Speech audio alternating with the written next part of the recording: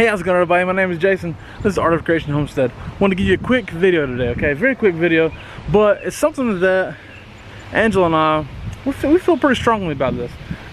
You know, it comes down to trellising tomatoes, okay? There's so many people out there who want to tell you that the tomato cages are trash. Don't use them. They're wasting your money. You know, get a cattle panel, and you gotta do a cattle panel with a certain weave or a certain type to that, and it's just not always feasible for everybody to do a cattle panel, okay? And maybe you don't have more than a few tomato plants, and maybe you don't have the means to get a cattle panel to your property. Maybe you can't find a cattle panel. I've heard stories recently here that people can't find cattle panels. So what's your answer? Well, we don't do cattle panels, okay? We plant 36 tomatoes in the ground in our current garden, and we don't use cattle panels. We've been growing tomatoes for a dozen years. We don't use cattle panels. Never have used a cattle panel. We've only used this one method, and this one method works just darn fine, okay? There's no problems with this method. And I think it's a very simple, effective way for people in a small space who aren't going to grow more than 6 tomatoes or whatever to do this tomato trellising system that we use. And honestly, even if you grow more tomatoes, like I said, we have 36 tomatoes. Okay, we have a lot of tomato plants in the ground, but we use this method for every single one of them. And it's not necessary to have a cattle panel tomato trellis, and this method shows why it's just fine not to. Okay, you're not less of a gardener if you don't have a cattle panel. You are not stupid for doing another method besides the cattle panels. Okay, so this method right here is what I want to show you today. Okay, first of all, we use these cheap, trashy tomato cages, right? And on their own, they are flimsy. I get it. You know, they're not going to hold up that tomato plant once it gets big. It's just not happening.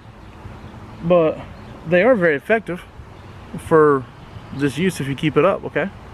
I want to show you, first of all, that when you put it in the ground, that you need to make sure you've got the one prong out front and the 2 prongs in the back, okay? That matters because you don't want anything back here. All right, you see, you want your 1 prong out here in the front, there's 2 prongs in the back. That's the first step you need to do, okay? And second of all, you gotta buy a T-post anyways for the tomato trellis with the cattle panel, so why not get a T-post for your tomato cage? Correct? Pretty simple. And then put that T-post in, put it inside the tomato cage, and then back outside the tomato cage and into the ground. See? Now we have all sizes of T-posts here. I would recommend getting one at least 6.5 foot. We've gotten some that were shorter over the years because that's what I bought for whatever reason when we lived in our apartment, and we're doing this on a smaller scale. But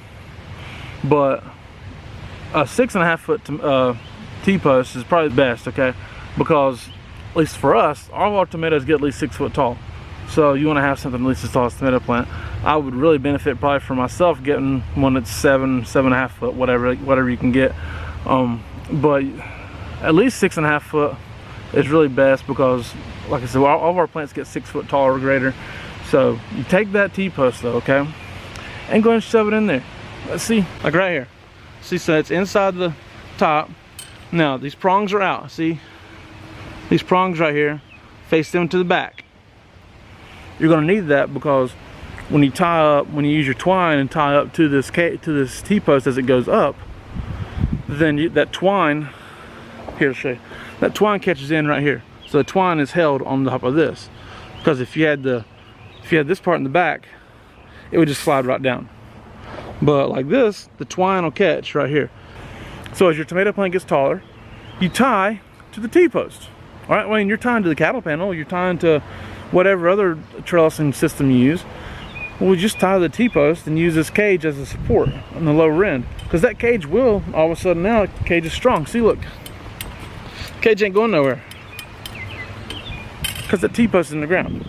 So that now the T-post is supporting the cage will support the tomatoes, like as they grow, if they're hanging on or whatever. It kind of gives the plant some structure and will support part of the tomatoes. Now obviously on its own those cages are weak, but with a T-post behind them, they're so much stronger. Okay, now if you've already got tomato cages, like we already had tomato cages because we were on a small scale, we didn't have a huge amount of tomato plants, so we had tomato cages. We bought cages for stuff, and we just started using these T-posts with them, and it just works good. There's no reason for a cattle panel. You're not less of a gardener, you're not dumb, you're not anything except doing your gardening your way. Okay, you're doing the best you can with what you got. You're doing the best you can with what you can get. All right, use those. Use the cattle panels, and don't if you want. Okay, you can use the cattle panel if you want. It's okay. There's nothing wrong with it. But this is just as effective. It just is. And as they grow up, see here, we got all these, and now, like if this one got out of control over here and was falling over here, well, we have a T-post here. We have T-posts here. We have all these T-posts here that can create, see, it creates a system on its own. Now look, obviously I'm driving in 36 T-posts. Well, I use a T-post driver, okay? If you don't know what it is, it's this thing right here, okay? T-post driver. You can get them at Tractor Supply or wherever, but you can also get them on Amazon. We'll leave a link to this on Amazon in the description if you want to buy it from there. And this got some weight, but they just sit on top of the T-post and hammer them in. You can use a regular hammer if you want. It's not as easy. I've done it that way. It's not as easy, but you can do that, and it's fine. Or I'll tell you what, you can also use, we used to use these thick wooden stakes that had a pointy end, and it was okay, but again, you're hammering that in, it can splinter the top of it and make it weak, and you can just break them, and they're not as effective as the metal T-posts are. And you drive the metal T-post in down to right here. You see where that little piece is? You just drive it into that, have that in the ground, and that's plenty. They're super effective. It really adds a lot more strength than you realize to these flimsy old cages that everybody says are worthless. So there's an alternative, okay, to the cattle panel. If you can't find a cattle panel, don't want a cattle panel, don't feel like you don't need a cattle panel for whatever you're doing, and for as many as you have, use these cages with some T-posts. It's just as effective, and it's just, you don't have to have it. You don't have to have what everybody tells you have to have. All right, so just take that into consideration. Use that as a different alternative. I tell you what, subscribe to this channel, click the bell for notifications, give us a thumbs up on this video. Keep coming back. We're going to give you more gardening tips, more chicken tips, more cooking, whatever, harvest videos, preserving.